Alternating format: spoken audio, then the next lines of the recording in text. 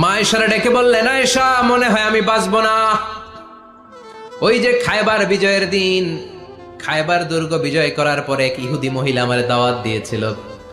ওই দাওয়াত খেতে যাওয়ার পরে গোশতের মধ্যে বিষ মাখানো হয়েছিল রে আয়েশা।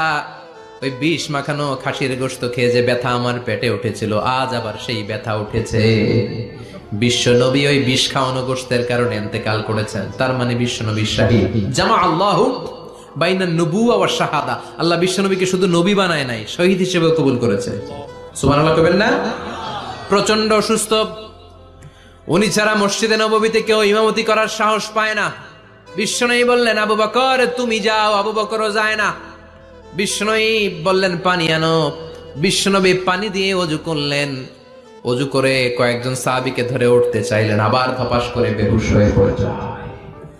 বিশ্বনবী উঠতে পারে না। আবার বললেন, ঠান্ডা পানি আনো। পানির ভেতরে বিশ্বনবী দুই হাত ঢুকিয়ে দিয়ে ঠান্ডা ভিজা হাত দিয়ে চেহারার মধ্যে মাসে করলেন আর বললেন, ইন্নালিল মাউতি লা সাকারাত। হায়রে মৃত্যুর কি যন্ত্রণা, হায়রে মৃত্যুর যে কি কষ্ট। ও মিয়া, বিশ্বনবী যদি মৃত্যুর কষ্টে কাতরায়, আমাদের অবস্থা কি? আমাদের নসিবে কি আছে? আল্লাহ তুমি বাঁচাও, পড়ে না আমি। বিশ্বনবী কাঁদছেন, সাহাবারা একের পর এক দেখতে আসে।